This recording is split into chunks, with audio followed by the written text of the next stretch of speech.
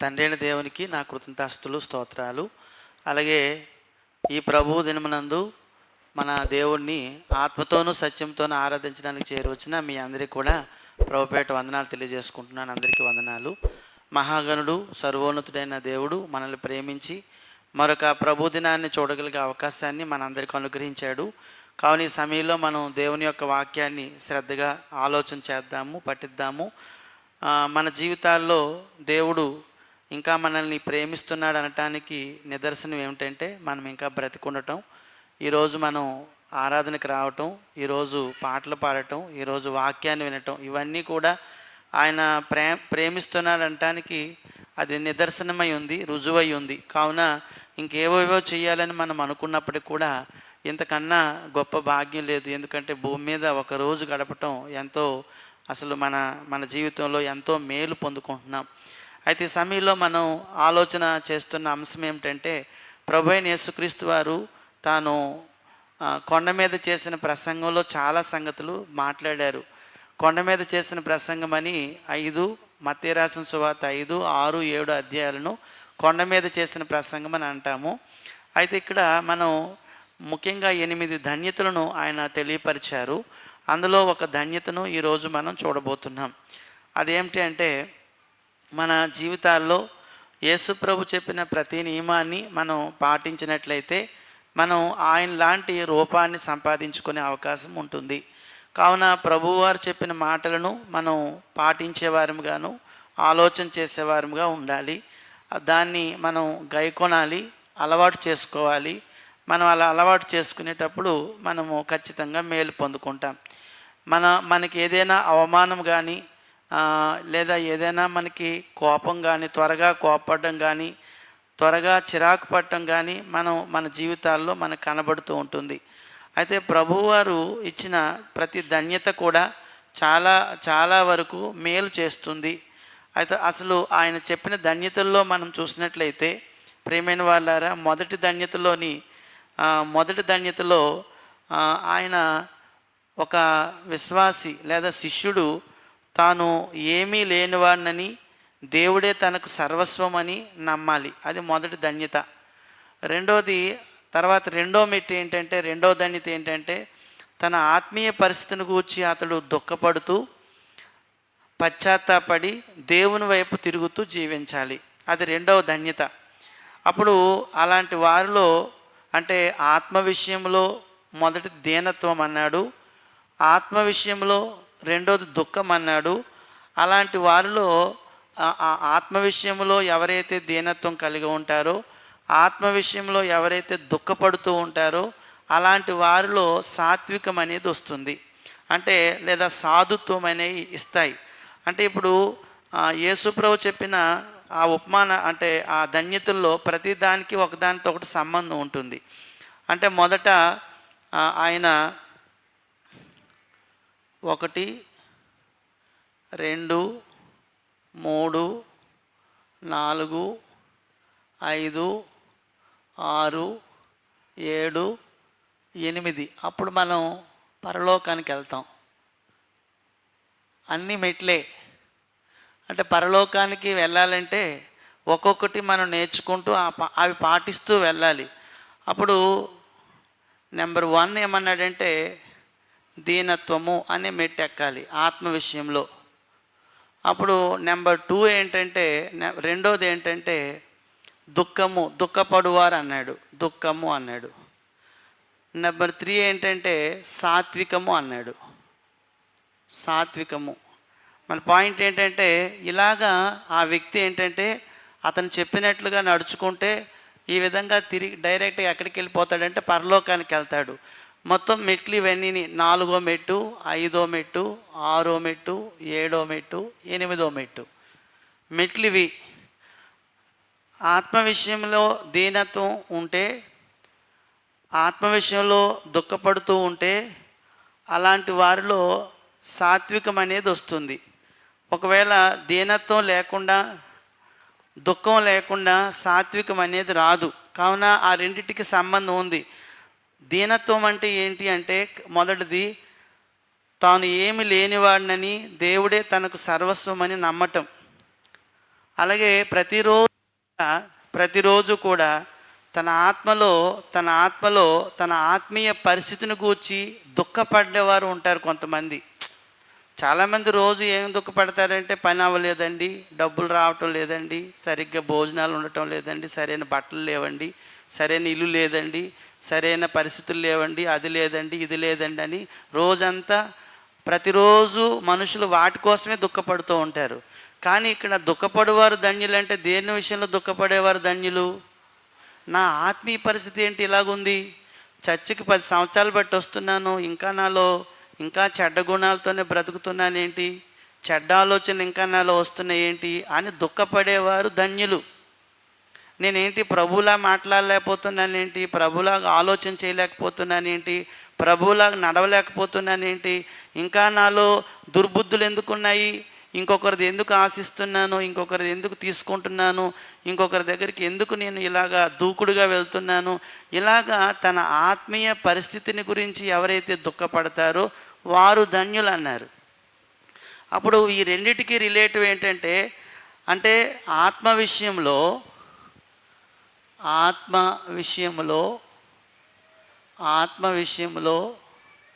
మొదటిది ఏంటని చెప్పుకున్నామంటే దీనత్వము నెంబర్ 1 ఇది. రెండో మెట్టు ఏంటంటే దుఃఖము.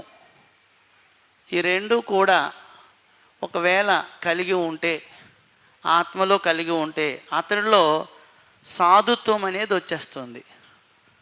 అతడిలో ఆ రెండు ఏమిస్తాయంటే సాధుత్వమును ఇస్తాయి. సాధుత్వమును అవి ఇస్తాయి. ఇవి రెండు లేకుండా అది రాదు. అంటే ఇచ్చేవి అవి, అంటే ఒకటో మెట్టు రెండో మెట్టు, అప్పుడు ఇది మూడోది మనకు వస్తుంది. ఈరోజు మనం చెప్పుకునే పాఠం కూడా ఏంటంటే అదే, సాత్వికులు ధన్యులు.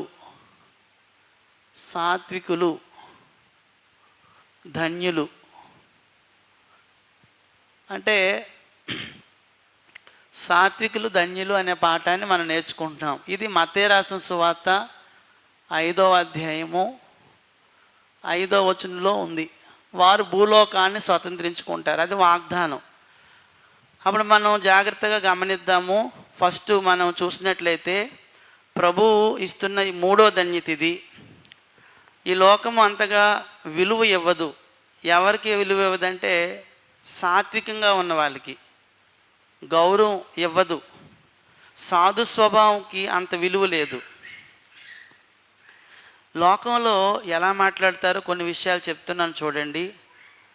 దీనికి వ్యతిరేకమైన పదం ఏంటంటే పొగరు అనే మాట వాడాడు.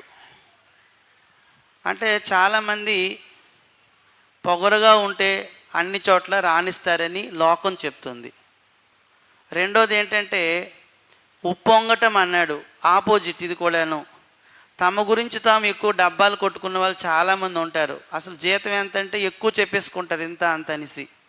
లేకపోతే అక్కడ ఇలా చేశాను, ఇక్కడ ఇలా చేశాను, వాళ్ళు కొట్టాను, వీళ్ళు కొట్టాను, అది చేశాను, ఇది చేశాను, ఉప్పొంగేవారు చాలామంది ఉంటారు. వాళ్ళు నీతిగా అసలు వాస్తవంగా నిజం చెప్పరు. అలాంటి వారు అంటే తమ గురించి తాము ఉప్పొంగేవారు ఆనందంగా ఉంటారు అనుకుంటున్నారు. వారు ప్రతి చోట గుర్తింపు పొందుతారు అనుకుంటారు. అలాగే దూకుడు స్వభావం అనేది కూడా వ్యతిరేకమైన పదం. దూకుడు స్వభావం గలవారు కూడా ధన్యులు అనుకుంటారు. వారి కూడా వారి మాట అన్ని చోట్ల చెల్లుతుంది. వాళ్ళు బాగా దూకుడుగా ఉంటారు. ఎంత దూకుడుగా ఉంటారంటే మరి మనల్ని మాట్లాడినెవరు, అసలు మనల్ని మాట్లాడనివ్వకుండా చేస్తారు వెళ్తే కనుక అని దూకుడు స్వభావం అన్నా, డంబంగా ఉండటం అన్నా, పొగరగా ఉండటం అన్నా ఇవన్నీ దానికి వ్యతిరేకమైన పదాలు. అయితే విషయం ఏమిటంటే లోకం నమ్మేది వేరు, యేసుప్రభు చెప్తుంది వేరు. ప్రభువారు ఏం చెప్తున్నారంటే సాత్వికులు ధన్యులు అన్నాడు. ఈరోజు మనము ఆ విషయాన్ని ఆలోచన చేస్తున్నాం. మొదటిగా అర్థం ఏంటో చూద్దాం. మీనింగ్, అర్థం ఏంటి అనేది చూద్దాం. ఏంటి అర్థం? నెంబర్ 1 సాత్వికులు ధన్యులు అనే దీంట్లో సాత్వికులు ధన్యుల్లో అర్థం చూడాలి. మొదట తెలుసుకోవాలి అసలు ఏం అర్థమో దీనికి. అంటే మొదటగా సాత్వికులు అనే మాట అసలు బైబిలు పాత నిబంధన కొత్త నిబంధన అని 2 భాగాలు. పాత నిబంధన అనేది హిబ్రూ భాషలోని మొదట రాయబడింది. కొత్త నిబంధన అనేది గ్రీకు భాషలో రాయబడింది. పాత నిబంధన ఇబ్రూ భాషలో నుంచి తర్వాత తర్జుమా చేయబడింది. క్రొత్త నిబంధన కూడా గ్రీకు భాషలోంచి తర్జుమా చేయబడింది. అయితే సాత్వికము అనే మాటను గ్రీకులోని ప్రాస్ అన్నాడు. అంటే ఎందుకు చెప్తున్నానంటే గ్రీకు భాషలో ప్రాస్, PRAUS, ప్రాస్ అన్నాడు. ప్రాస్ అంటే సాత్వికము అని అర్థం. అప్పుడు ఇంగ్లీష్లో ఏమన్నాడంటే, ఇంగ్లీష్లో దీని అర్థం ఇంగ్లీష్లో అయితే జెంటిల్ అన్నాడు. ఇంగ్లీష్లో అయితే ఈ పదం ఇచ్చాడు, బైబిల్లో మీక్ అనే పదం ఇచ్చాడు. అప్పుడు తెలుగులో చూసినట్లయితే తెలుగు ఏమన్నాడంటే సాధుత్వము,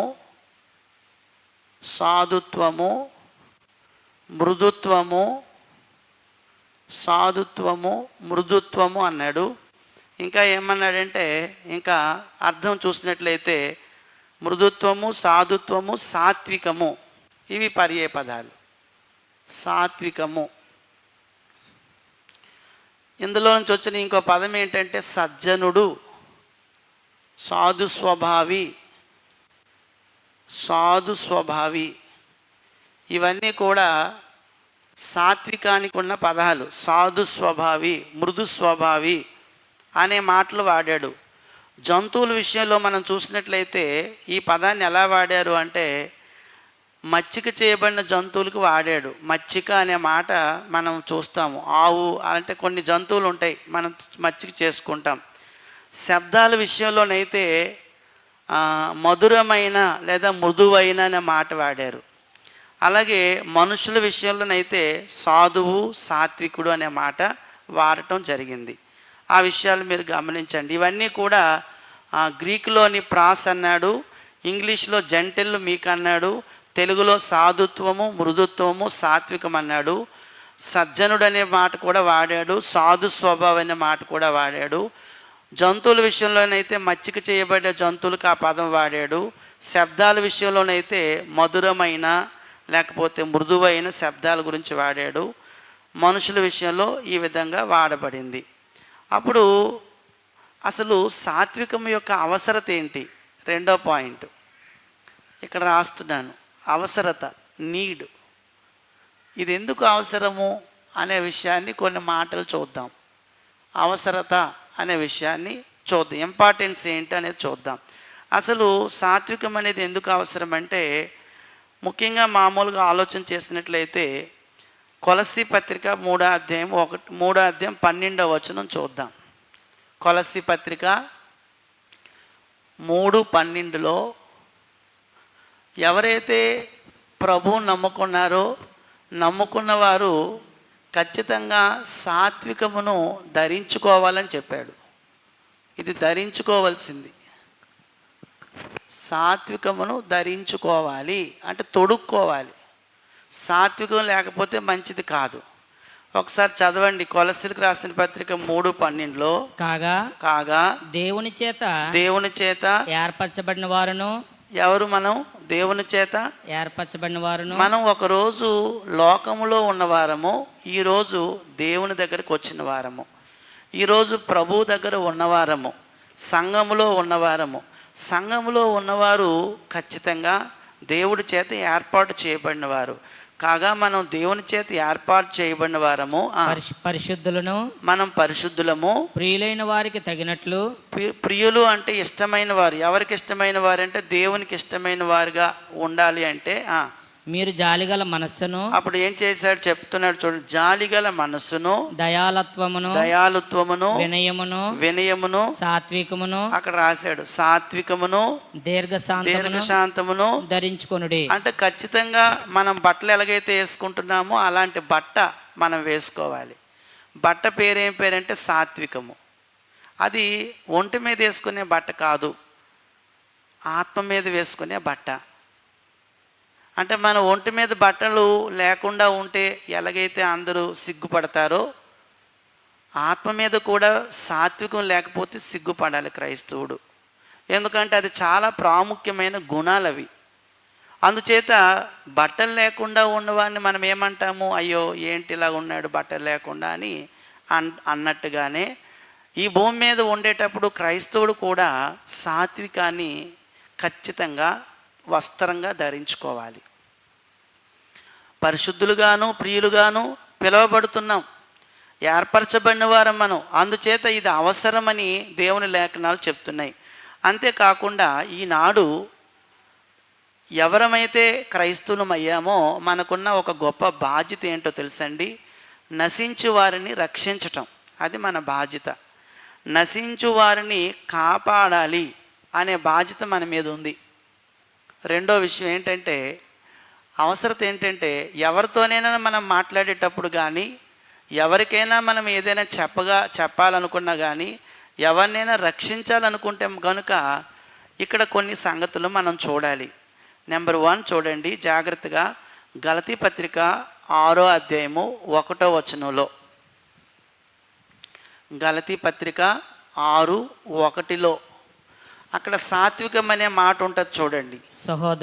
సహోదరులారా ఒకడు ఏ తప్పితములోనైనను చిక్కుకొని ఎడల ఆత్మ సంబంధులైన మీలో ప్రతివాడు తానును శోధింపబడుదునేమో అని, తానును ఏమవుతాడు, శోధింపబడునేమోనని తన విషయమై చూచుకొనుచు, తన విషయం కూడా చూసుకొనుచు సాత్వికమైన మనస్సుతో, అక్కడ రాశాడు సాత్వికమైన మనస్సుతో అట్టి వాడిని మంచి దారికి తీసుకొని అంటే రావాలి. ఒక వ్యక్తిని మనం మంచి దారిలోకి తీసుకొని రావాలంటే ఆ వ్యక్తిలో సాత్వికమైన మనస్సు ఉండాలి అనేది చాలా చాలా ముఖ్యమైన సంగతి. సాత్వికమైన మనస్సు అన్నాడు. కావున ఈ భూమి మీద మనకున్న ఒక ముఖ్యమైన బాధ్యత ఏంటంటే, నశించు వారిని కాపాడాలి. నశించిపోతున్న వారిని కాపాడాలి. ఇలా కాపాడాలనుకుంటే అలాంటప్పుడు మన బాధ్యత, అది కాపాడాలి, అది మన బాధ్యత, రెస్పాన్సిబిలిటీ, మన బాధ్యత. కాబట్టి ఎవరైనా ఒక వ్యక్తిని కాపాడాలి అంటే అతను ఎలాగా వ్యవహరించాలో చెప్తున్నాడు. ఒకవేళ సాత్వికమైన మనసుతో అతన్ని త్రోవలోకి తీసుకొని రమ్మన్నాడు. రెండోది ఏంటంటున్నాడంటే, తిమోతి రాసిన 2వ పత్రిక 2వ అధ్యాయము 25వ వచనంలో కూడా చదవండి వేగంగా. సత్య విషయమైన అనుభవజ్ఞ గట్టి చదివండి. వారి కలుగుటకై ఎదురాని వాడికి మారు మనస్సు దయచేస్తాడు.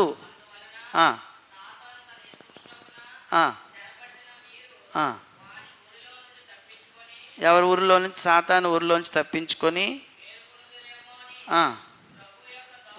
అట్టి వారిని సాత్వికముతో శిక్షించాలి. అక్కడ కూడా సాత్వికం అనే మాట వాడాడు చూడండి. 24, 26 కలిసి ఉన్నాయి. అతను అంటున్నాడు, మీరు ఖచ్చితంగా దేవుడు ఒకవేళ ఎదురాడు వారికి మారు మనస్సు దయచేయును, అందువలన సాతాను తన ఇష్టము చొప్పున చెరపెట్టిన వీరు వాని ఊరిలో నుండి, అంటే సాతాను ఊరిలో నుండి తప్పించుకొని మేలు కొంటారేమో అని. అంటే ఎవరైనా తప్పిపోతున్నారు, లేకపోతే లోకంలో ఉన్నారు, అలాంటి వారిని ఎవరినైనా మనం మళ్ళా తీసుకొని రావటానికి ఒకవేళ మేలు కొనుదిరేమో అని ప్రభు యొక్క దాసుడు అట్టి వారిని సాత్వికముతో శిక్షించుచు జగడమాడక అందరి ఎడల సాధువుగాను బోధింప సమర్థుడుగాను కీడును సహించువాడుగాను ఉండవలెను. అక్కడ కూడా చెప్పాడు సాత్వికము.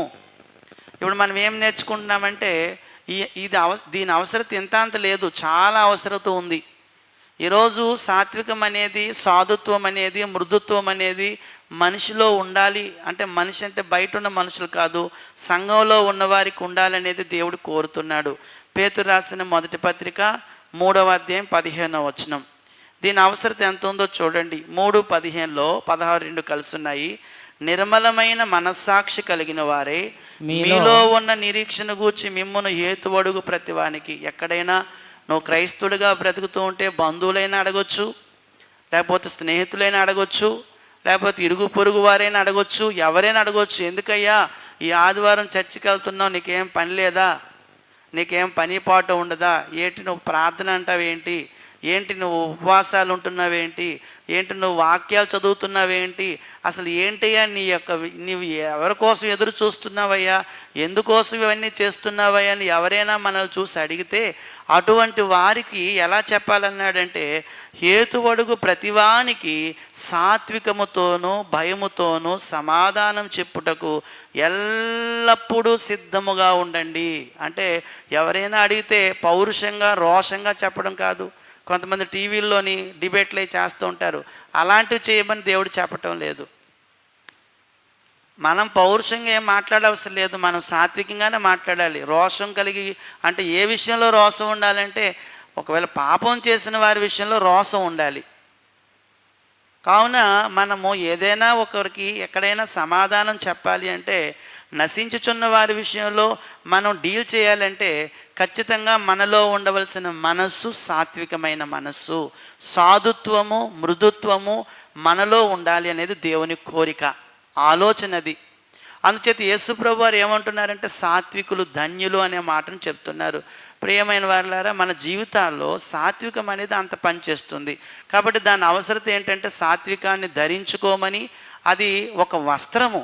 ఆ వస్త్రాన్ని, ఆ తాన్ని, ఆ మూటని మనం, ఆ క్లాత్ని మనం కప్పుకోవాలి. అలాగే రెండవదిగా మనం చూసినట్లయితే నశించు వారిని కాపాడవలసిన బాధ్యత మన మీద చాలా ఉంది. అలా కాపాడాలి అంటే అందరితోని సాత్వికంగా వ్యవహరించవలసిన బాధ్యత మన మీద ఉంది. మూడో అవసరత ఏంటంటే, మన రాజు ఎలాంటి వాడు? ఎవరు మన రాజు? మన రాజు ఎలాంటి వాడు? మన రాజు గురించి పాత నిబంధనలోని క్రొత్త నిబంధనలో 2 వచనాలు చదువుదాము. జకర్యా పుస్తకము 9వ అధ్యాయం 9వ వచనంలోని 3, జకర్యా పుస్తకంలో 9:9లోని, అలాగే మత్తయి రాసిన సువార్తలో అదే విషయాన్ని మళ్ళా చెప్తూ 21:5లో చెప్పాడు. ఇక్కడ పర్యాయ పదాలు వాడాడు. ఈ 2 వచనాల్లోని మన రాజు గురించి మాట్లాడుతూ ఏమన్నాడు? సియోను నివాసులారా, జకర్యా తీశారు అందరూ. పాత నిబంధనలోని మెస్సేజ్ గూర్చి ప్రవచనం చెప్పబడింది, ఇయ్యబడింది. సియోను నివాసులారా బహుగా సియోన్ అంటే యెరూషలేము అని అర్థం. ఓ యెరూషలేము నివాసులారా, మీరు బహుగా సంతోషించండి. యెరూషలేము నివాసులారా, ఉల్లాసంగా ఉండుండి. నీ రాజు, అమ్మా నీ రాజు. ఎవరా రాజు? అమ్మా ఎవరా రాజమ్మా? యేసు ప్రభు వారు మెస్సేగా రాబోతున్నవాడు. నీ రాజు ఎలాంటి వాడండి? నీతిపరుడు. నీ రాజు రక్షణ గలవాడు. నీ రాజు దీనుడు అనే మాట వాడాడు. ఏండి అంటే ఇప్పుడు ఇంకో పాయింట్ మనం నేర్చుకోబోతున్నాం. దీన మనస్సుకి అలాగే సాత్వికానికి సంబంధం ఉంది. దీన మనస్సు, సాత్వికము. ఇక్కడ రాస్తున్నాను, సాత్వికము ఇలా రిలేషన్ ఉంది. దీన్ని ప్రపోర్షనాలిటీ అంటారు. అంటే అర్థం ఏంటంటే, ఇది ఎడం చేతి వైపు, ఇది కుడి చేతి వైపు ఉందనుకోండి, ఇది పెరిగితే ఇది పెరుగుతుంది, ఇది తగ్గితే ఇది తగ్గుతుంది. దాన్ని ప్రపోర్షనాలిటీ అంటారు. అలాగా సంబంధం ఉంది. అంటే ఇది లెఫ్ట్ హ్యాండ్ సైడ్ అనుకుంటే, ఇది రైట్ హ్యాండ్ సైడ్ అనుకుంటే, ఒకవేళ ఇది పెరిగితే ఇది పెరిగితే ఇది పెరుగుతుంది, ఇది తగ్గిపోతే ఇది తగ్గిపోతుంది. కాబట్టి ఒక మనిషిలో దీన మనస్సు అనేది ఉంది. ఈ దీన మనస్సు అనే దీంట్లో నుంచే దీనుడు అనే మాట వచ్చింది. దీనుడు కలిగే మనస్సు దీన మనస్సు, అది విషయం. అందుకే యేసు ప్రభువారిని పాత నిబంధనలో ఏమని అంటున్నారు అంటే, మెస్సేని ఏమంటున్నారంటే, సియోను నివాసులారా బహుగా సంతోషించుడి, యెరూషలేము నివాసులారా ఉల్లాసంగా ఉండండి. నీ రాజు నీతిపరుడును, నీ రాజు రక్షణ గలవాడును, దీనుడునై గాడిదను గాడిద పిల్లను ఎక్కి నీ యొద్దకు వచ్చుచున్నాడు. యేసు ప్రభు వారు ఎలాగొస్తున్నారు? ఎలాంటి గుణాలతో వస్తున్నారు? దీనుడు. ఎలాంటి గుణంతో? నీతిపరుడు. నీ రాజు రక్షకుడు, నీ రాజు దీనుడు. కాబట్టి సియోను నివాసులారా, యెరూషలేము నివాసులారా ఉల్లాసంగా ఉండండి, బహుగా సంతోషించండి అనే మాట చెప్పాడు. మత్తయి అదే విషయాన్ని తాను రాసిన సువార్త 21:25లోని 21:5 అదే విషయాన్ని మళ్ళీ ప్రస్తావించి దాన్ని మార్చాడు. ఇక్కడ దీనుడనే మాట వాడాడు. మత్తయి రాసిన సువార్తలోని ఏమని వాడాడు చూడండి. ఇదిగో ఆ, నీ రాజు ఆ. సాత్వికుడై. చూసారండి, సాత్వికుడు అనే మాట వాడారు. అది పర్యాపదంగా. అక్కడ దీనుడు అన్నాడు, ఇక్కడ సాత్వికుడు అన్నాడు. ఇది గమనించండి. ఇదిగో నీ రాజు సాత్వికుడై గాడిదను భారవాహకం పిల్లైన చిన్న గాడిదను ఎక్కి నీ యొద్దకు వచ్చుచున్నాడని సియోను కుమారితో చెప్పుడి అన్నాడు అదే విషయాన్ని.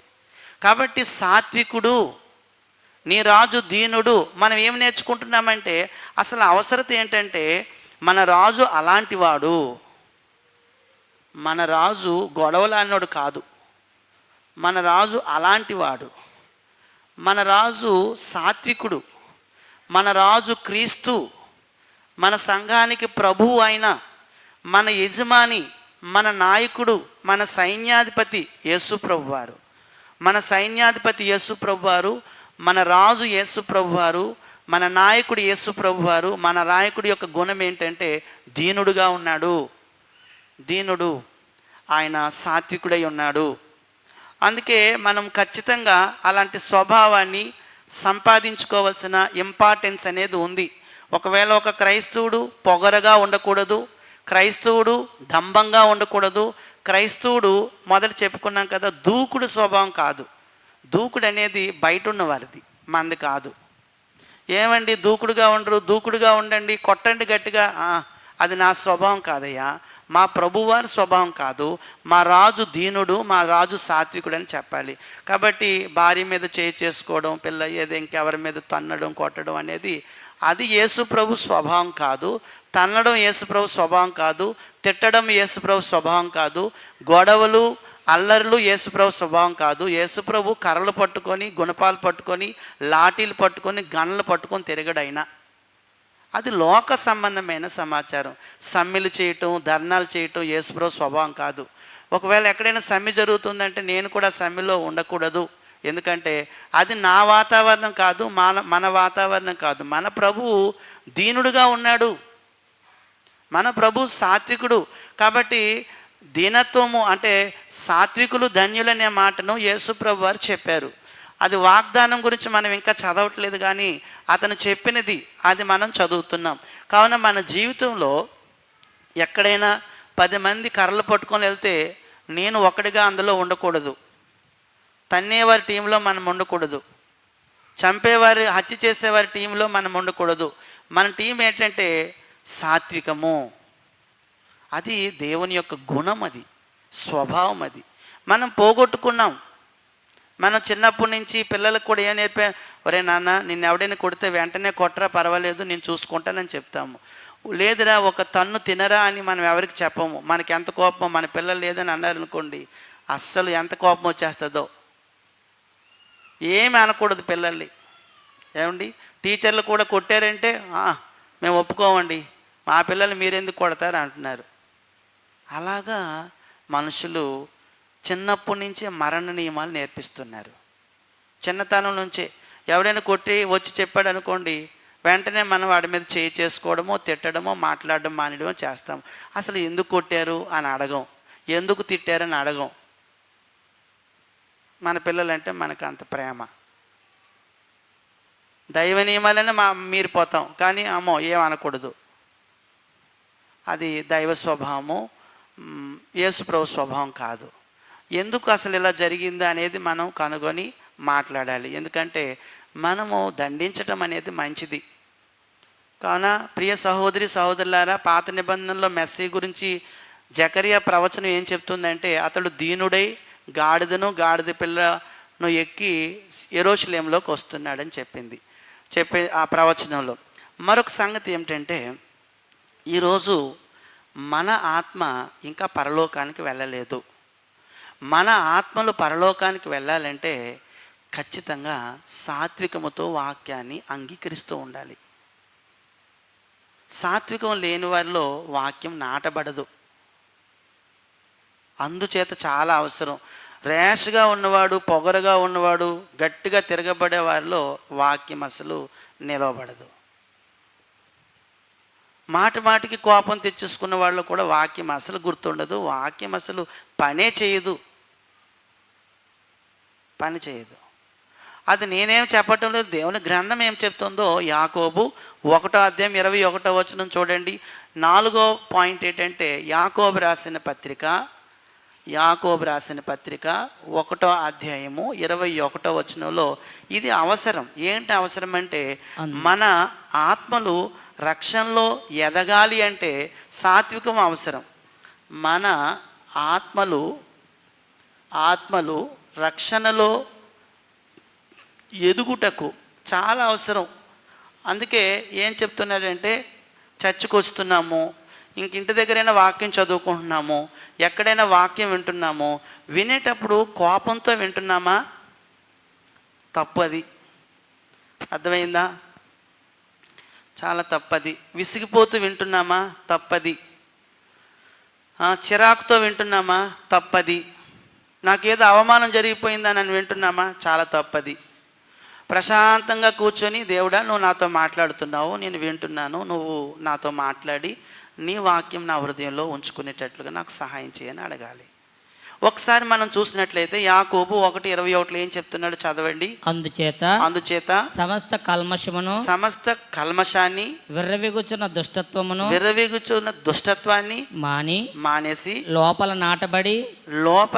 నాటబడాలి. మీ ఆత్మలను రక్షించుటకు. ఎక్కడ రక్షిస్తుంది? ఆత్మ రక్షించడానికంటే ఎక్కడ? ఆల్రెడీగా మనం బాప్తిజం పొందేసుకున్నాం కదా. మళ్ళీ ఆత్మ రక్షించబడటం అంటే మనం ఇంకా పరలోకానికి వెళ్ళలేదు. ఒకరోజు తీర్పులో నిలబడతాము. తీర్పులో నిలబడినప్పుడు మన ఆత్మలు నరకానికి వెళ్ళకుండా రక్షించబడటం. మన ఆత్మలు మీ ఆత్మలను రక్షించుటకు శక్తిగల వాక్యమును సాత్వికంతో అంగీకరించే వ్యక్తిలో సాత్వికం ఉండాలి. ఎస్, దేవుడా నువ్వు నాతో మాట్లాడుతున్నావు, నేను దానికి విధేయుని అవుతున్నాను. అది సాత్వికం అంటే. దేవుడా నువ్వు నాతో మాట్లాడుతున్నావు, ఈ ఉదయకాలం ముందు నాతో మాట్లాడుతున్నావు, ఈ వాక్యాన్ని నేను అంగీకరిస్తానయ్యా. అంగీకరించే వ్యక్తిలో సాత్వికం అనేది ఉండాలి. లేకపోతే అతను అంగీకరించలేడు. కోపంతో వచ్చినవాడు, చిరాకుతో వచ్చినవాడు, పగతో వచ్చినవాడు, కక్షతో వచ్చినవాడు, ఎవరిలోనైనా వాక్యం నిలబడదు. ఎవరి మీదైనా ఉంటే మాత్రము. అది విషయం. నీ ఆత్మరక్షణ ఇంకా పొందలేదు. ఆత్మరక్షణ అనేది మొదటిసారి ఎక్కడ పొందామంటే బాప్తిజంలో పొందాము. కానీ ఈ వాక్యం అనేది మనలో నాటబడటానికి ముఖ్యమైన గుణం ఏమిటంటే సాత్వికము. సాత్వికం లేకుండా వాక్యము మనలో నాటబడదు. నాటబడకపోతే విత్తబడకపోతే మొక్కగా మొలవదు. మొక్కగా మొలవకపోతే అది చెట్టుగా ఎదగదు. చెట్టుగా ఎదగకపోతే కాయలు కాయదు. కాయలు కాయకపోతే ఫలాలు రావు. ఫలాలు రాకపోతే ఆ చెట్టుని ఏం చేస్తాడు? అతను చెప్పాడు కదా. ఒక దాసుడు అంటున్నాడు, యజమాని మనం 10 సంవత్సరాలు బట్టి చూస్తున్నామయ్యా అంటే అందులో రావట్లేదంటే, యజమాని అంటున్నాడు 2024లో ఫలాలు కాస్తుందేమో, ఒక్కసారి చూడొచ్చు కదా అని అంటున్నాడు యజమాని. యేసు ప్రభు వారు కూడా నిన్ను నన్ను కూడా ఫలాలు కాస్తాయని చూస్తున్నాడు తప్ప లోకానికి నువ్వు ఫలాలు ఇవ్వటానికి కాదు. తన కోసం ఏమైనా ఫలాలు కాస్తున్నావా? లోకంలో వాళ్ళ దగ్గర వీళ్ళ దగ్గర మంచి పేరు సంపాదించేసి 100 మంది ఫంక్షన్ చేస్తే 1000 మంది వచ్చేసారు, నాకు ఎంత పేరు ఉందో అది కాదు ఇక్కడ మాట్లాడేది. నా కోసం నువ్వేం చేస్తున్నావు? నువ్వు మీటింగ్ పెట్టి ఒక 100 మంది మీ చర్చ్ ఎవరిని మీ బంధువులు తీసుకురాగలుగుతున్నావా? నీ స్నేహితులు కూర్చోబెట్టి, అది మంచితనం అంటే. అర్థమైందండి? దేవుని కొరకు ఫలములు ఫలించటము, నాటబడటం అనేది ప్రాసెస్. నాటడం అనేది జరిగితే కానీ ఫలాలు అనేవి రావు. నాటబడాలి అంటే సాత్వికం అనేది ఉండాలి. సాత్వికముతో ఆ యొక్క వాక్యాన్ని అంగీకరించండి అని తెలియపరుస్తున్నాడు. అది 4వ సంగతి. అంతేకాకుండా మనం ఇంకా ముందుకు వెళ్ళినట్లయితే ప్రియమైన వాళ్ళారా, ఒక సంగతి చదువుదాము. ఇప్పుడు ఇందాక కంఠస్థ వాక్యం చదివాము కదా. ఏం చదివాము? కంఠస్థ వచనము తీతు రాసిన పత్రిక 3:1-2 వచనాలు. 3:1-2 వచనాలు. పౌలు బ్రతిమాలుతున్నాడు చెప్పమని. పౌలు బ్రతిమాలుట ఎవరికి బ్రతిమాలుతున్నాడంటే, ఓ తీతు నీవు సంఘానికి ఈ సంగతి ఆజ్ఞాపించు, నేర్పించు అని చెప్తున్నాడు. తీతుకు పత్రిక రాస్తున్నాడు, పౌలు బ్రతిమాలుతున్నాడు. ఏమని బ్రతిమాలుతున్నాడు చదవండి ఒకసారి. అధిపతులకును అధికారులకును లోబడి విధేయులుగా ఉండవలననియు. ఎలా ఉండాలి? ఆ విధేయత, ఆ తర్వాత లోబడటం, ఇవన్నీ పర్యాయ పదాలే. చదవండి. లోబడి విధేయులుగా ఉండవలననియు ప్రతి సత్కార్యము చేయుటకు సిద్ధపడి ఉండవలననియు మనుషులందరి ఎడల సంపూర్ణమైన సాత్వికమును అది చూసారా కనపరచుచు. ఎలాంటి సాత్వికం అన్నాడు ఇక్కడ? అది పౌలు తీతుతో చెప్తున్న మాట. ఎంతమంది మనుషులు ఎడల నేను ఆడుతో ఉండండి, ఆడు నాకు ఏం పడుతుంది, నేను పడనండి ఆడుతోని, నేను చూసుకుంటాను అంటాడు. బయట ఉన్నవారు కాదు, ఎవరితోనైనా ఈ స్వభావంతో, ఈ గుణంతో నువ్వు వ్యవహరించాలి తప్ప అతనితో నాకేంటండి, ఆ పాకివాడితో నాకేంటండి, ఆ పనివాడితో నాకేంటండి, ఆడితో నేను మృదువుగా మాట్లాడమంటారు ఏంటి, ర్యాష్గానే మాట్లాడతాను అని మాట్లాడతాం. తప్పది. నీ పోలికలో చేయబడ్డాడు ఆయన, నీ స్వరూపం దేవుడిచ్చాడు ఆయనకి. అందుచేత నువ్వు క్రైస్తవుడివి, నువ్వు అన్యుడు కాదు. అన్యుడైతే స్టేటస్ మెయింటైన్ చేస్తాడు, ఒక స్థాయిని మెయింటైన్ చేస్తాడు, తను ఎవరో గుర్తింపు పొందుకోవడం కోసం. నేను ఏమని గుర్తింపు పొందాలంటే నేను ప్రభు తాలూకా మనిషినని ప్రతి చోట తెలియాలి, నేను ఎక్కడ పనిచేస్తే అక్కడ. అతడు పాకీవాడితో కూడా మృదువుగా మాట్లాడుతున్నాడు ఏంటని పాకీవాడు ఆశ్చర్యపోవాలి.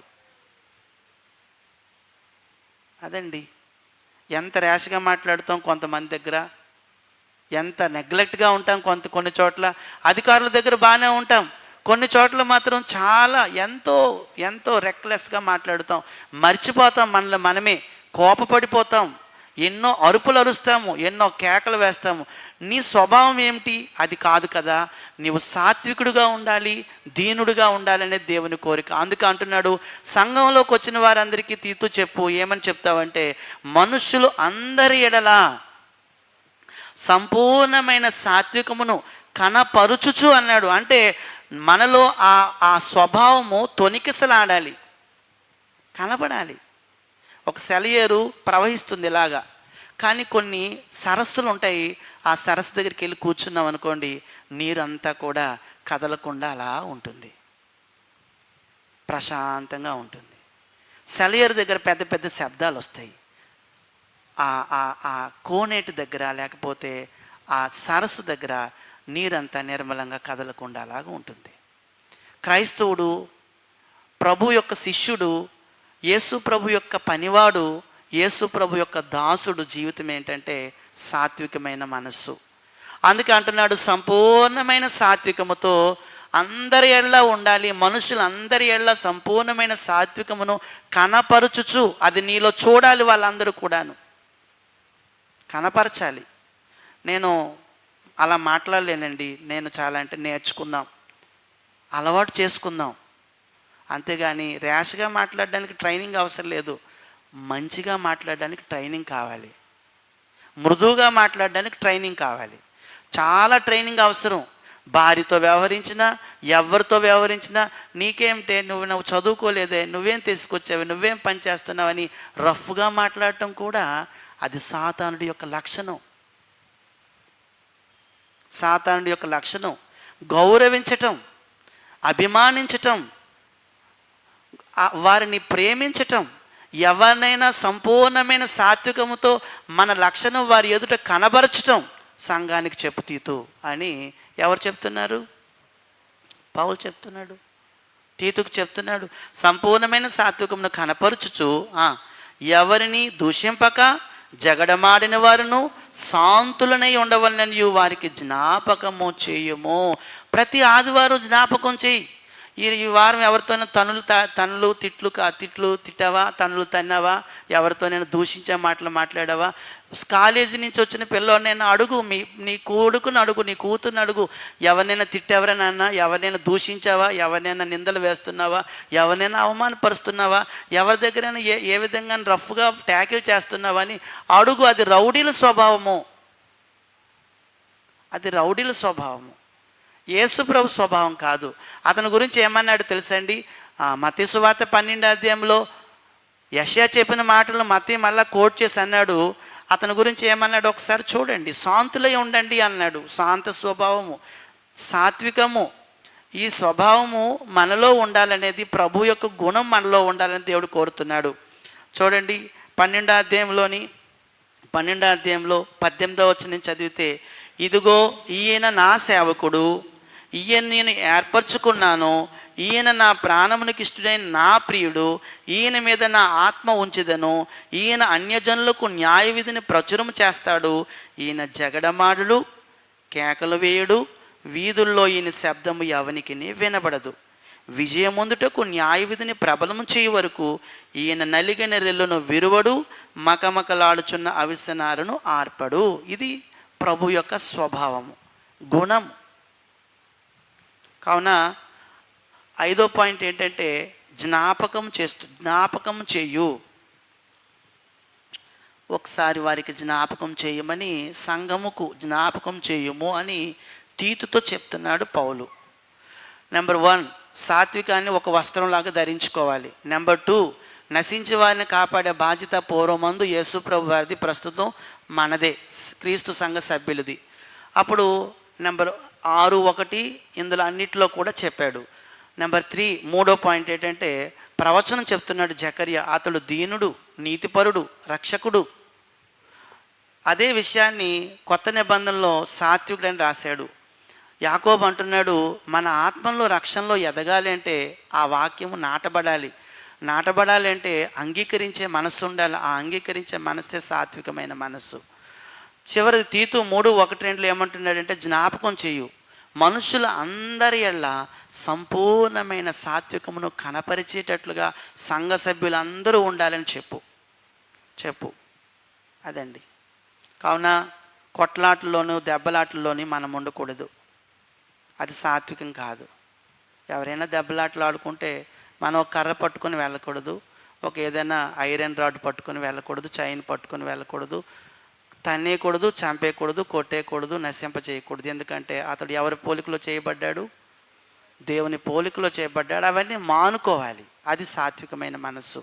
ఇప్పుడు తర్వాత మరొక సంగతి ఏమిటంటే అది పొందుకోవాలి. అది మనకి దేవుడు ఎవరికైనా ఇచ్చేసేవాడు కాదు, పొందుకోవాలి. అది గలతీ పత్రిక 5వ అధ్యాయము, అది ఆత్మఫలములో ఒకటై ఉంది. సాత్వికమును పొందుకోవాలి.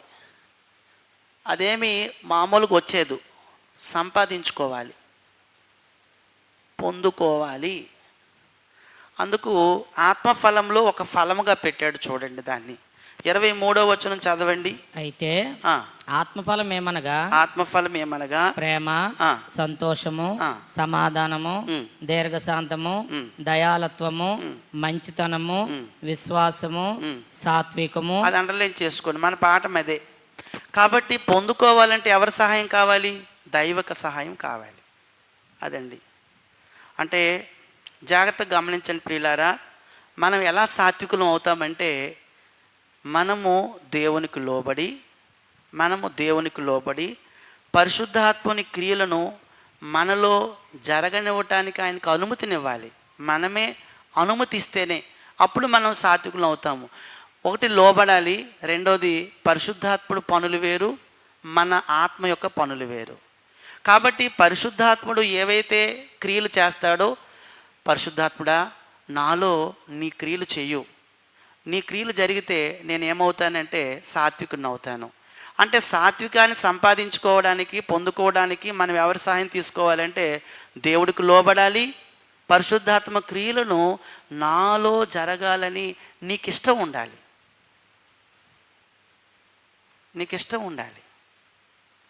ఆత్మ లేనివాడు నా వాడు కాడన్నాడు.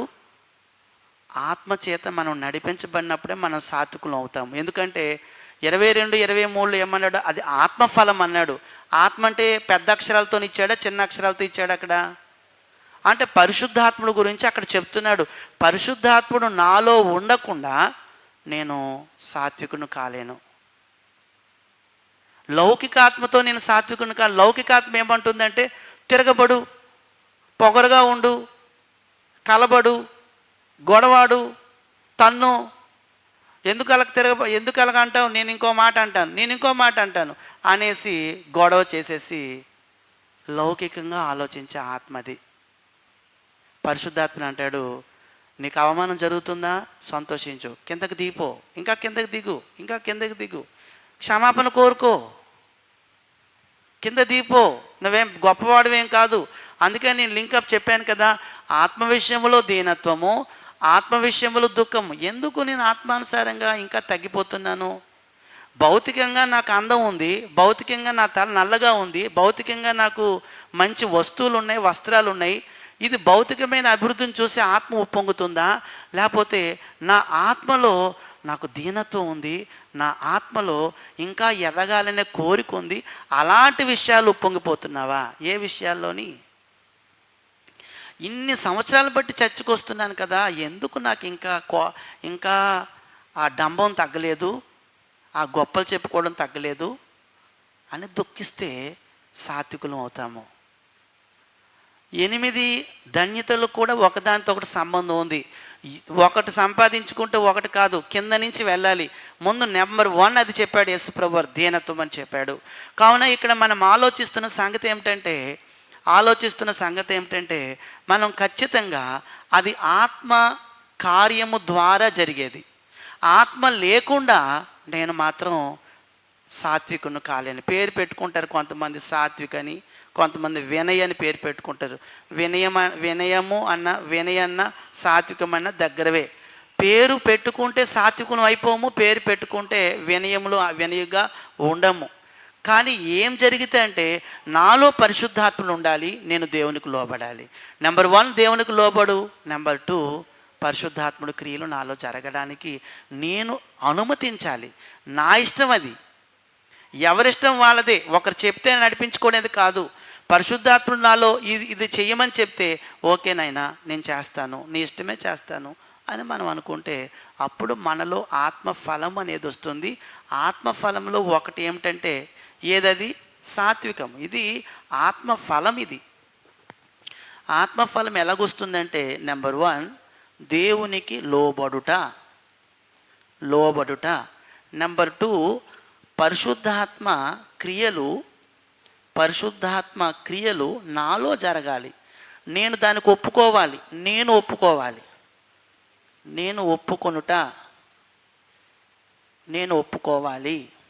కాబట్టి లౌకికాత్మ, పరిశుద్ధాత్మ, ఏ ఆత్మ నిన్ను నడిపిస్తుంది? పరిశుద్ధాత్మని క్రియలను మనలో జరగనిస్తున్నామా, జరగనివ్వటం లేదా? ఈ వారంలో నాలో ఏమైనా పరిశుద్ధాత్మ క్రియలు జరిగాయా, జరుగుతున్నాయా? ఆ క్రియలు జరిగితే ఫలం కలుగుతుంది. ఆత్మఫలము చాలా ప్రాముఖ్యమైనది. ప్రియమైన వాళ్ళారా, మనం అవసరత ఏ అర్థం చూసామో, అవసరత ఏంటో చూసాము, 6 విషయాలు చూసాము. మరొక సంగతి ఏమిటంటే మీకు తెలియపరుస్తున్నాను. ఒకవేళ ఎప్పుడైనా క్రైస్తవుడు లేదా సాత్వికుడైన క్రైస్తవుడు తన దారి తనదే అని ఎన్నడూ అనుకోడు. కొంతమంది ఏమంటున్నారు, మా దారే, ఆదివారం వస్తాము వింటాము కానీ మా దారి అని సోమవారం నుంచి శనివారం వరకు ఎవరి త్రోవలో వాళ్ళు. అది సాత్వికం కాదు. మళ్ళా నీ దారి కాదు. నువ్వు ఏ దారిలో వెళ్ళడానికి నిర్ణయించుకున్నావు బాప్తిజం పొందుకొని? అమ్మా ఏ దారి? నేను ఇలాగే చేస్తాను, నేను ఏదైనా చేస్తాను అంటే ఎలాగ చేస్తాము నాయనా? నీ త్రోవలోకి నేను వచ్చాను, నన్ను నడిపించు. నేను నీ త్రోవలో నడవాలని, నీ దారిలో నడవాలని వచ్చాను నాయనా, నాకు సహాయం చేయు. కాబట్టి సాత్వికుడైన క్రైస్తవుడు ఏం చేస్తాడంటే తన దారి తనది అనుకోడు. అతడు ఇతరులు భావాలు కానీ ఇతరులు అవసరాలు కానీ ఎరిగి ఏం చేస్తాడు? అతడు మెలుగుతాడు. అమ్మో అతనికి అవసరత ఉంది, అతడు ఈ భావాన్ని కలిగి ఉన్నాడని మెలుగుతాడు, నడుచుకుంటాడు. నువ్వెన్నైనా చెప్పు, నేను ఇలాగే చేస్తాను. అవునా? యేసుప్రభువు వారు ఏం చెప్తున్నారు? పరిశుద్ధాత్ముడు ఏం చెప్తున్నాడు? అపోస్తుల బోధ ఏం చెప్తుంది? పరలోకమందున తండ్రి ఏం చెప్తున్నాడు? అది గమనించాలి. మరొక సంగతి, సాత్వికం అంటే ఎప్పుడు రెండు విషయాలు ఇక్కడ ఏంటంటే అనైతికము, అసభ్యకరము, ఈ రెండింటిని ఒప్పుకోదు సాత్వికము. మళ్ళీ మీరు అనుకోవచ్చు అలాగ దీనంగా ఉండటమే గల ఇంకేం చేసినా జరిగిన అనైతికము, అసభ్యకరము అలాంటి విషయాల్లో ఒప్పుకోదు ఆ మనస్సు. నైతికంగా నీతిగా బ్రతికితే సంతోషిస్తుంది. ఎక్కడైనా అనైతికంగా బ్రతికినా, అసభ్యకరంగా బ్రతికినా ఈ మనస్సు ఒప్పుకోదు. మనం తర్వాత చూస్తాం, ఆ విషయాలు ఉన్నాయి. అప్పుడు ఈ రెండు విషయాలు మనసులో పెట్టుకోవాలి. తర్వాత ఇంకోటి, ఇంత నెమ్మదస్తుడిగా ఉంటే నీకు ఏం జరుగుతుందిరా బాబు, నిన్ను అందరూ తొక్కేస్తారంటే ఒక సంగతి ఉంది. ఏమిటంటే గుర్రాన్ని కళ్ళెంతో నడిపేవాడు పట్టుకుంటాడు, కానీ గుర్రంలో ఉన్న శక్తి మాత్రం తగ్గిపోదు. అది గమనించాలి. అది ఎంత వేగంగా పరిగెత్తగలదంటే అంత వేగమే పరిగెత్తగలుగుతుంది. పట్టుకున్నంత మాత్రాన్ని పరిగెత్తడం ఆగిపోతుందా? ఎంత స్పీడ్ అయితే పరిగెత్తాలో అంత శక్తి దానిలో ఉంటుంది. మనం ఆపుతున్నాం కొంతసేపు. ఎక్కడ పరిగెత్తాలి, ఎక్కడ పరిగెత్తకూడదు, అది విషయం. ఎక్కడ గంతు వేయాలి, ఎక్కడ గంతు వేయకూడదు అనేది ఆ స్వారీ చేసిన వ్యక్తిలో ఉంటుంది, అంతే. అలాగే మనం కూడా, మనలో శక్తి ఉంటుంది, దాన్ని మనం ఏం చేస్తున్నామంటే కొన్ని చోట్ల జాగ్రత్తగా వాడటము, వాడకపోవటం అనేది దేవుని యొక్క నియమాల ద్వారా కంట్రోల్ చేసుకుంటున్నాం. అది సాత్వికం అంటే. కావున మనమందరము కూడా ఆ విషయాన్ని గమనించాలి. మనం ఎలా సాత్వికులం అవుతామంటే ఇది బహు గొప్ప సూత్రం. ఏంటంటే లోబట్టము, పరిశుద్ధాత్మ క్రియలు నేను నాలో జరిగించడానికి యాక్సెప్ట్ చేయాలి. నేను యాక్సెప్ట్ చేయాలి. నాన్నో అమ్మ చెప్పడం కాదు, రే ఎంతకాలం అలాగుంటావురా చర్చిలో, మార్రా అనడం కాదు. వాడు యాక్సెప్ట్ చేయాలి, ఆమె యాక్సెప్ట్ చేయాలి, ఆ యవ్వనస్తురాలు యాక్సెప్ట్ చేయాలి, నాలో ఈ బుద్ధి ఉంది మార్చుకోవాలని. అదేం చెరిపించడానికి, ఎరైజర్తో చెరిపించడానికి కాగితం మీద కనిపించే పెన్సిల్ రైటింగ్ కాదు, లేకపోతే ఇంకేదో కరెక్షన్ చేయడానికి ఏదో ఇంకు కాదు. మనము వాటినైతే చెరిపిగలం. ఒక వ్యక్తిలో ఉన్న స్వభావాన్ని చెరపడానికి ఆ శక్తి మన దగ్గర అయితే ఎవరి దగ్గర లేదు. అది మీరు అందరూ గమనించాలి. నేను గత వారం కాకుండా ముందు వారం ఒక పాఠం చెప్పాను, క్రైస్తవుడుగా ఆలోచించుట, క్రైస్తవుడుగా నడుచుకొనుట, జీవించుట. ఆలోచన అనేది నీ కంట్రోల్లో ఉంటుంది. ఏమండి నేను అలాగ ఆలోచించకుండా నాకు ఒక మంత్రం ఏంటంటే ఎంతమంది మారిపోతారు? లాడిని కూడా మార్చేయవచ్చు, అలాగైతే వీరప్పను కూడా మార్చేయవచ్చు. ఎవరినో తీసుకెళ్తాము, అతని మీద చేయి వేసి ప్రార్థన చేయండి, మారిపోతాడు వేరప్పని అంటే మారిపోతాడు కదా అతను. అందరినీ మార్చేయవచ్చు ప్రపంచంలో. అలాగ దేవుడు చేయలేదు మనుషులని. మనుషులు వారి ఆలోచనలను వారే కంట్రోల్ చేసుకోవాలి తప్ప వారిని ఎవ్వరూ ఆపలేరు, ఎవరిని ఎవ్వరూ ఆపలేరు. కానీ దైవ నియమాలు, వాక్యం అనేది ఏం చేస్తుందంటే మనిషికి లోపల నాటబడితే ఆ చెడ్డ స్వభావం అనేది బయటకు వచ్చేస్తుంది. అందుచేత నీ ఆలోచనలు నువ్వే కంట్రోల్ చేసుకోవాలి. ఏమండి మా బాబు వస్తున్నాడు ఏంటండి, మీ చర్చికి వచ్చినా మారలేదంటే అదేంటది? వాడు వస్తున్నాడు, వాడు ఆలోచనలు పాతవే ఉన్నాయి, చెప్పినవి వింటే మారిపోతాడు. మా పాప వస్తుందండి చర్చికి, మారటం లేదంటే ఎవరు మార్చేస్తారు? ఎవరికి ఆ శక్తి ఉంది? దేవుడు కూడా ఆ శక్తి లేదు, తెలుసా మీకు? దేవుడు కూడా మార్చేయలేడు మనిషిని. నేను అనుకోవాలి, నాయనా నువ్వు ఈ వాక్యం నాకు ఇస్తున్నావు, ఈ వాక్యం నేను అంగీకరిస్తున్నాను, ఇక నుంచి ఈ వాక్యం ప్రకారంగా బ్రతుకుతానని ఆ గుమ్మం దాటి వెళ్ళిపోవాలి. అప్పుడు బయట బ్రతకాలి. అందుచేత ప్రియ సహోదరుడా, సహోదరి, మనం ఆలోచిస్తున్న పాఠం ఏమిటంటే సాత్వికులు ధన్యులు. సాత్వికులుగా ఎలా మారుతామో, సాత్వికం యొక్క అవసరత ఏంటో రెండో పాయింట్గా మనం చెప్పుకున్నాం. మూడోది ఏంటంటే క్రొత్త నిబంధనలోని, పాత నిబంధనలోని ఇద్దరు వ్యక్తులు గురించి మనం ఆలోచన చేద్దాము. నెంబర్ 1 ఉదాహరణలు ఇవి. మూడో పాయింట్ ఎగ్జాంపుల్స్, ఉదాహరణలు.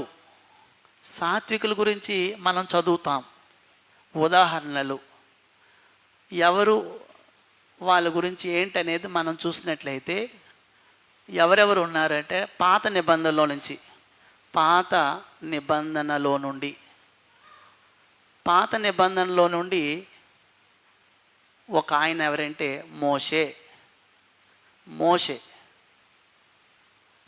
గురించి సంఖ్యాకాండంలోని 2 సంగతులు మనం చూద్దాం. సంఖ్యాకాండం.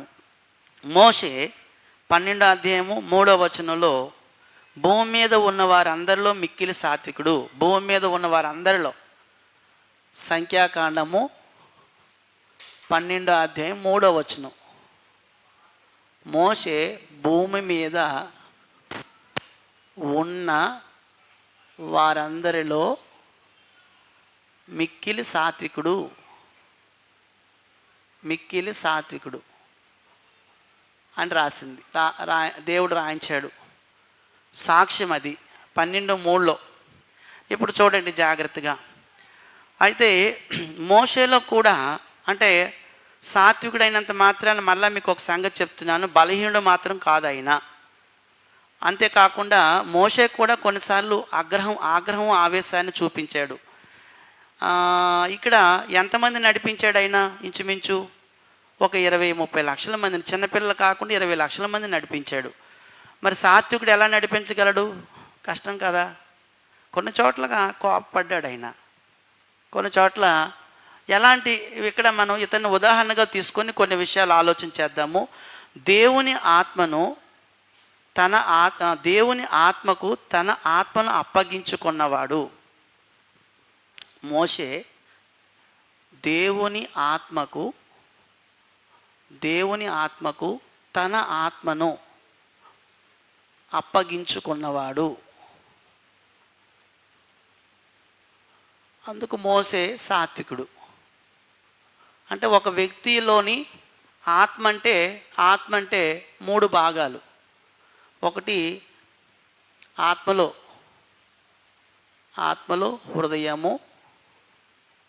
హృదయము,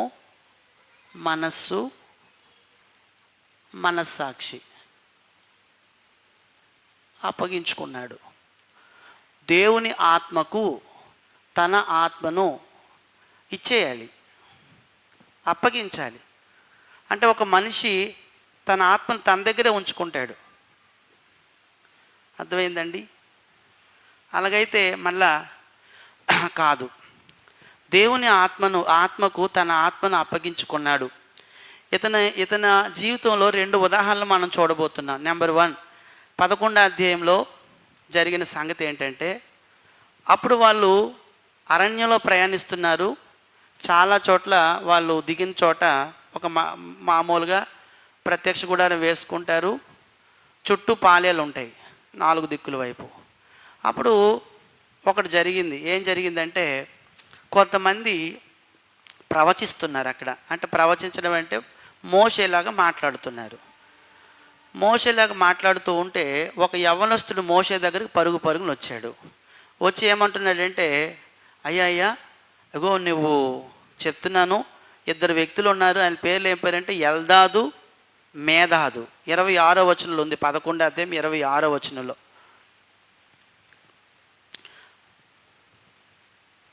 ఆ మనుషుల్లో 2 పాలెములో నిలిచి ఉండేరి.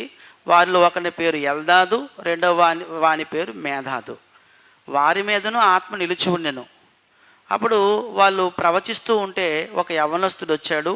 27లో ఒక యవ్వనుడు మోషే యొద్దకు పరిగెత్తుకొని వచ్చి, అయ్యా ఎల్దాదు మేధాదులు పాలెంలో ప్రవచించున్నారని చెప్పాడు. అంటే ఎవరిలా చేస్తున్నారు? వాళ్ళు కూడాను మోషేలాగా ప్రవచిస్తున్నారు. ప్రవచిస్తుంటే వెంటనే ఎందుకు అతను వచ్చాడు? ప్రవచిస్తుంటే ఎందుకు రావాలి? ఎవరైనా చెప్పండి, ఎందుకు వచ్చాడు? ఆ యవ్వనస్తుడు ఎందుకు రావాలి? వచ్చి ఎందుకు చెప్పాలి? ఆలోచించట్లేదు ఎవరునో. ఎందుకు చెప్పాలి? నువ్వు చేయవలసిన పని మరొకరు చేస్తున్నారు. తప్పు కదా. అంతవరకు ఎవరైనా ఏదైనా చెప్పాలంటే, ప్రవచించాలంటే ఎవరు ప్రవచించాలి? మోషే నాయకుడు కదా, అతని అంత చేతిలోనే ఉంది. కానీ వాళ్ళిద్దరు ప్రవచిస్తున్నారేంటి అనగానే మోషేకి ఎంత కోపం రావాలి? చెప్పండి, ఎంత కోపం రావాలి? అలాగనమాట అండి. అలాగే కొన్ని చోట్ల కొంతమందికి చైర్స్ ఉంటాయి. ఆ చైర్స్లోని ఎవరైనా వచ్చి కూర్చుండిపోయారు అనుకోండి, ఒక పెద్ద ఆయన చైర్లోని, వెంటనే ఏయ్ నా చైర్లో ఎందుకు కూర్చున్నావు అని గసిరేస్తారు మామూలుగా. అవునా కాదా? కొన్ని చాలా ఉంటాయి. ఒకవేళ ప్లేటే కొంతమంది ఎవరిదైనా ప్లేట్, ఆ ప్లేట్లో ఎవరికైనా భోజనం పెట్టావు, ఏంటి నా ప్లేట్లో భోజనం పెట్టావు అని గొడవ చేసేస్తారు చిన్న చిన్న విషయాలకే. అది సాత్వికం మాత్రం కాదు. అవేంటి, ఇంత పెద్దది జరిగింది సంఘటన, మరి మోషే ఎలా ఫీల్ అవ్వాలి? నా పని ఇద్దరు కుర్రోలు చేస్తున్నారా, అయితే నేను ఒప్పుకోను అనలేదు. ఆవిడ పక్కనే ఒక యవ్వనస్తుడు, మరొక యవ్వనస్తుడు, ఎవరైనా యెహోషువ ఉన్నాడు. యెహోషువ అంటున్నాడు, మోషే గారు వెంటనే వాళ్ళిద్దరిని ఆపండి అని కోపం తెచ్చుకున్నాడు. అతనికైతే కోపం వచ్చేసింది యెహోషువకి. అర్థమైందండి? ఈ సందర్భాన్ని బాగా ఆలోచన చేయండి.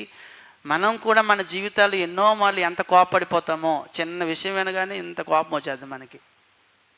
వాళ్ళిద్దరూ ప్రవచిస్తున్నారు, ఆ సంగతి ఒక యవ్వనస్తుడు చెప్పాడు. అప్పుడు వెంటనే పక్కనే ఉన్న అతను ఎందుకు చెప్పాడంటే, ఆ యవ్వనస్తుల్ని గసురుతాడు, దెబ్బలాడుతాడని చెప్పాడు. నువ్వు చేయవలసిన పని వాళ్ళు చేస్తున్నారేంటని చెప్పాడు.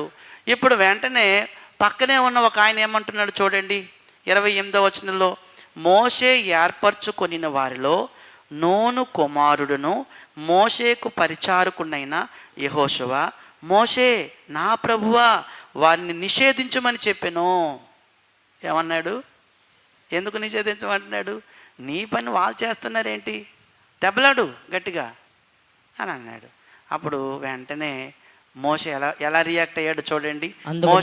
అందుకు మోషే నా నిమిత్తము నీకు రోషం వచ్చినా, అయ్యా నువ్వు మనుషులను చూస్తున్నావా లేకపోతే దేవుని చూస్తున్నావా?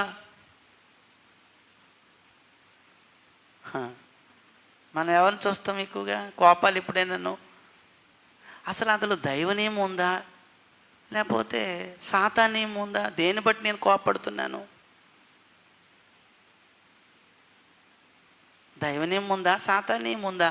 అసలు మనుషులు బట్టా నువ్వు చూస్తున్నావు? యేసు ప్రభు ఇదే విషయాన్ని కొత్త నిబంధనలు ఒక దగ్గర అన్నాడు.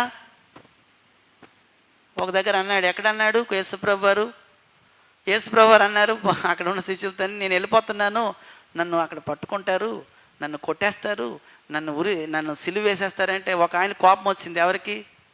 పేతురు. సాతాను వచ్చేసాడు లోపలికి. అంటాడు, చేయి పట్టుకున్నాడు, నీకు అలా జరగకూడదు ప్రభువా, అమ్మో నీ ప్రాణం పోకూడదంటే, సాతానా నా వెనక్కి వెళ్ళిపో, మనుషులు ఆలోచించినట్లు ఆలోచించొద్దని అన్నాడు.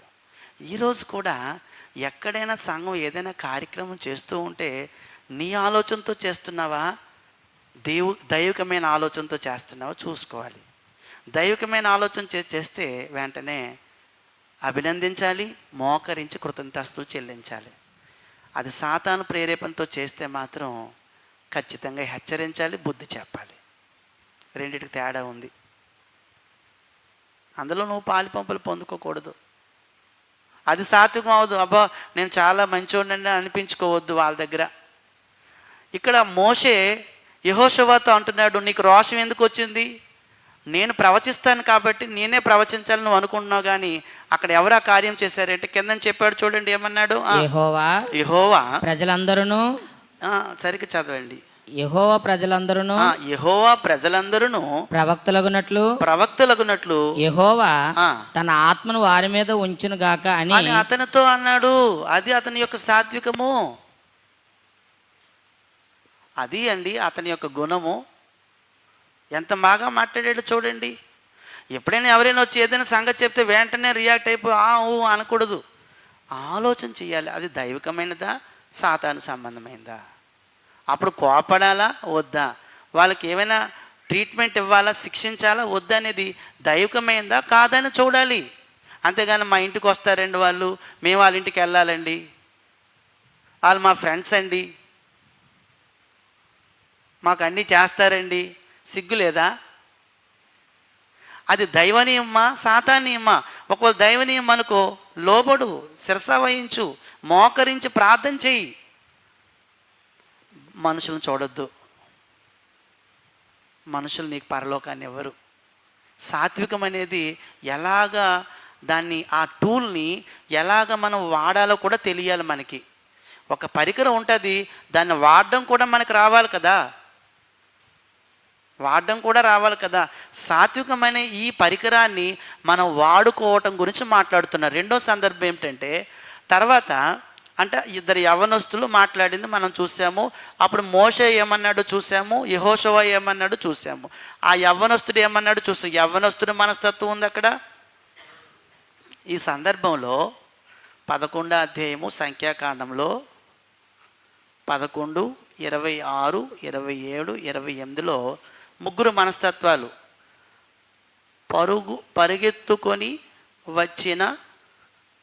పరుగెత్తుకొని వచ్చిన యవ్వనుడు ఎలాగ ఆలోచించాడు. నూను కుమారుడైన పరిచారకుడు యెహోషువ ఎలాగ ఆలోచించాడు ఆ సందర్భంలో. 3 అసలు మోషే గారు ఎలాగ ఆలోచించారు. 3 సందర్భాలు మనం చూడాలి. అది ఇతను ఎలా మాట్లాడారు, ఇతను ఎలా మాట్లాడుతున్నాడు, అది మనం ఆలోచన చేయాలి. మోషే తన ఆత్మను ఎవరికి అప్పగించుకున్నాడు. దేవునికి మన ఆత్మతో కనెక్షన్ ఉండాలి.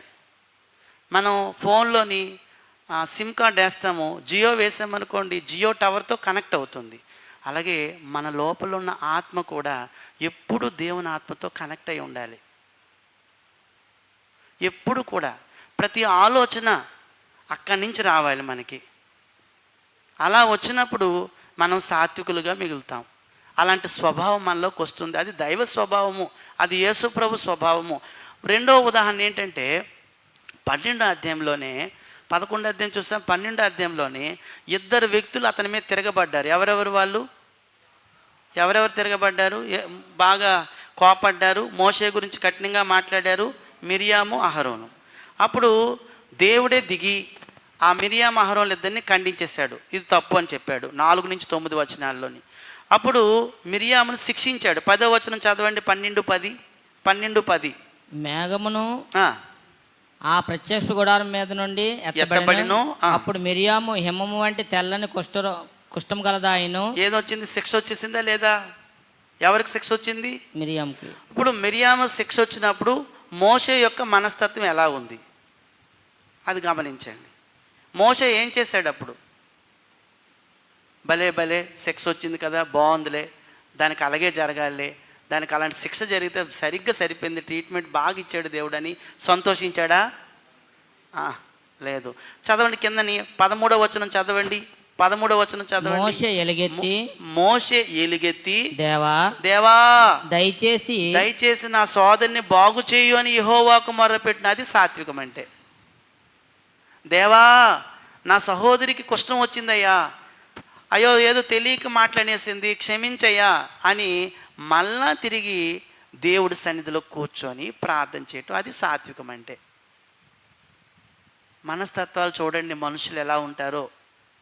సాత్వికమైన మనస్సు, మృదుత్వము, సాధుత్వము, ఇవన్నీ పర్యాయ పదాలు. మోషే భూమి మీద ఉన్న వారందరిలో మిక్కిలి సాత్వికుడు. అతను బలహీనుడు కాదు. అంత మెత్తగా ఉన్నాడు అనుకోకండి. అతను ఎంతమందిని నడిపించినోడు? 30 లక్షల మంది జనాభా అతని వెనకతలు ఉన్నారు. అతను కొన్ని చోట్ల ఆగ్రహం పడ్డాడు, ఆవేశపడ్డాడు. అలాగని మెత్తగా ఎక్కడైనా చెడు జరిగిందనుకో ఊరుకోలేదు, దెబ్బలాడాడు. ఏంటి ఇలా చేస్తున్నారు, తప్పు కదా, నువ్వు చేసింది నీకు రైటే కానీ దేవుడికి రైట్ కాదు కదా, ఎలా చేసేస్తావు నువ్వు ఆ పని అని దెబ్బలాడాడు ఆయన. కాబట్టి అంత మాత్రాన మెత్తగా ఉన్నాడనేసి, నెమ్మదిగా ఉన్నాడనేసి అతను బలహీనుడు కాదు, అతనికి ఆగ్రహావేశాలు లేవనుకోకండి. అంతమందిని నడిపించి ఒకానొక సమయంలో తన సోదరి అతని మీద తిరగబడినప్పుడు, ఆమెకు కుష్ఠం వచ్చినప్పుడు 13వ వచనంలో యెహోవా దేవా నా సోదరికి ఈ కుష్ఠరోగం వచ్చింది, దయించు తగ్గించని ప్రార్థన చేసినవాడు. ఇది సాత్వికమైన మనస్సు, సాత్వికుడు. కాబట్టి సంఘంలో కూడా లేకపోతే కుటుంబంలో కూడా ఎవరైనా మన మీద తిరగబడ్డారు కాబట్టి వాళ్ళకి ఏదైనా హాని జరగాలని మనం ఎప్పుడు అనుకోవచ్చు కదా, అనుకోకూడదా? అనుకోకూడదు. కానీ దేవా నువ్వు ఒకవేళ బుద్ధి చెప్పినప్పుడు వారు నష్టపోకుండా చేయు తండ్రి అని వేడుకోవాలి. కనికరించని నాయన అని అడగాలి. సాత్వికుల మీద తిరగబడతారు. ఎందుకంటే మోషే మీద రోజు తిరగబాటే.